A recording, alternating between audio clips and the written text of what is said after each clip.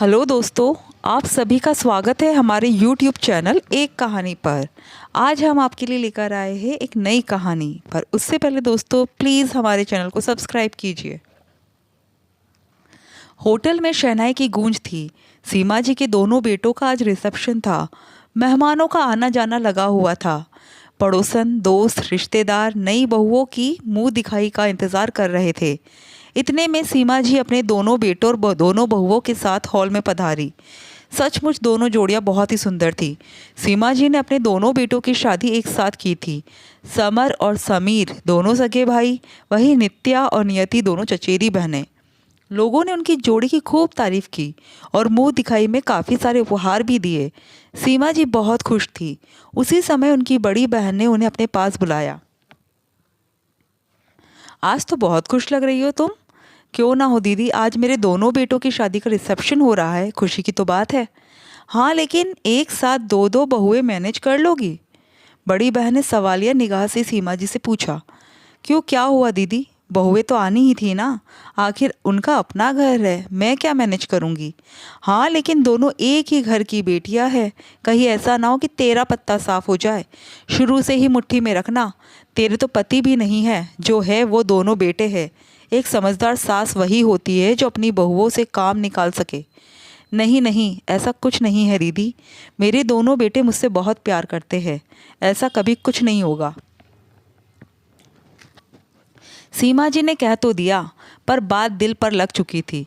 Reception खत्म हुआ और वो लोग घर लौट आए। वक्त यूं ही बीतने लगा। दोनों बहनें मिलजुल कर घर का काम कर लेती। जहाँ नित्या समझदार, वही नियति थोड़ी अल्हड़ और चंचल थी।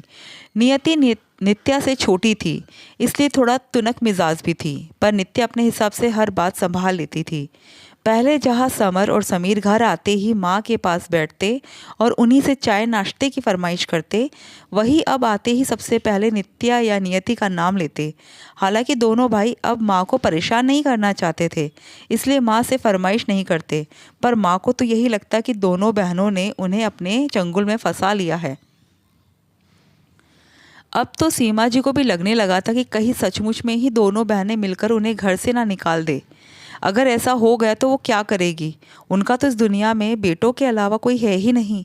वहम का कीड़ा धीरे धीरे बड़ा होने लगा था, और जब उसने अपना पूरा जोर मारा तो थक हार कर आखिरकार उन्होंने अपनी बड़ी बहन से ही सलाह लेना उचित समझा। बड़ी बहन ने भी आदर्श सास बनने के सारे गुण अपनी बहन को बताए। आज के ज़माने में अगर बहू को डांटोगी तो चारों खाने चित्त हो जाओगी। अगर जितना है तो अच्छा होगा कि प्यार से बांटो, राज करो वाला नियम अपना लो। सीमा जी को भी अपनी बहन की सलाह पसंद आई। उन्होंने बांटो और राज करो के नियम को अपनाते हुए एक दूसरे दिन ही काम शुरू कर दिया। उन्हें पता था कि नित्या समझदार है, वह इतनी जल्दी बातों में तो नहीं आएगी, इसलिए उन्होंने नियति को निशाना बनाया। अब नित्या जब भी नियति को किसी काम के लिए कहती तो सीमा जी उस बात का कुछ और ही मतलब निकालकर नियति के सामने पेश करती।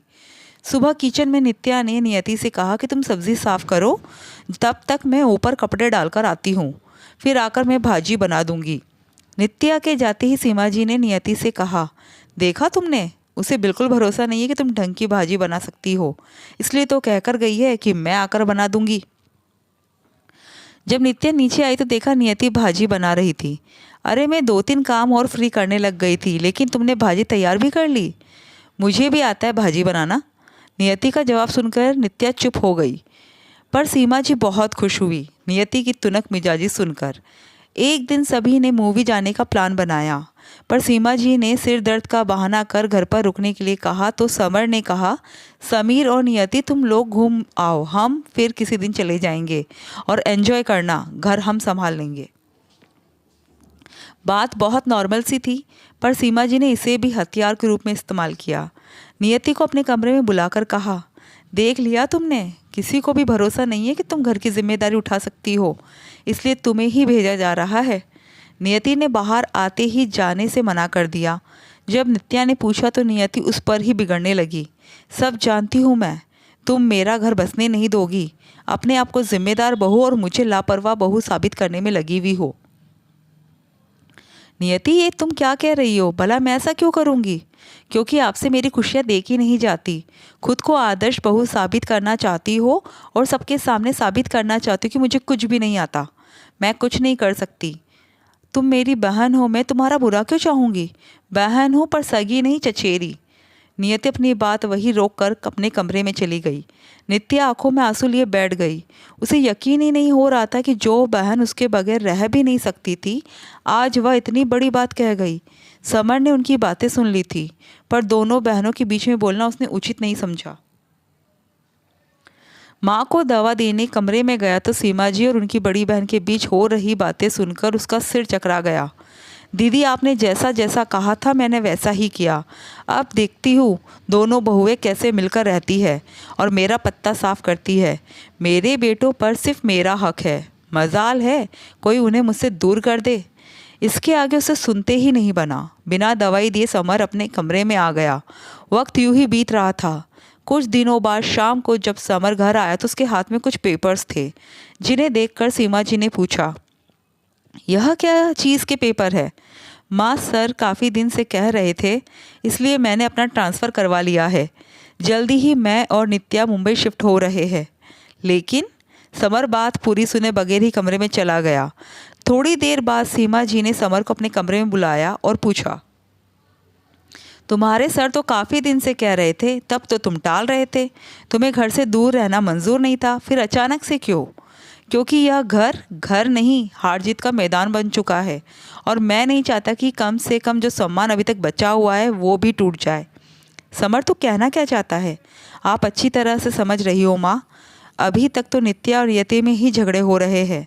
मैं नहीं चाहता कि ये झगड़े आगे चलकर मेरे और समीर के बीच भी हो। इसलिए बेहतर यही है कि मैं यहाँ से अपना कहीं और ट्रांसफ़र करवा लूँ। तुम दोनों की बीवियाँ झगड़ती है तो इसका मतलब यह नहीं कि मैं अपने बेटों से दूर रहूं।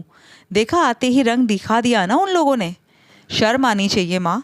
झगड़े आप करा रही थी, जीतने के चक्कर में आपने अपना ही घर तोड़ दिया और फिर भी इल्ज़ाम अपनी बहुओं को दे रही हो।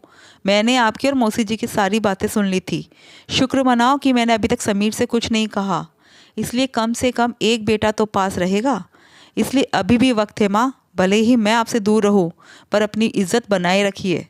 समर अपनी बात कहकर अपने कमरे में चला गया। पीछे सीमा जी पछताती रह गई कि क्यों किसी के कहने पर उन्होंने अपने ही घर को युद्ध का मैदान बना दिया और जीतने के चक्कर में अपना ही घर तोड़ दिया।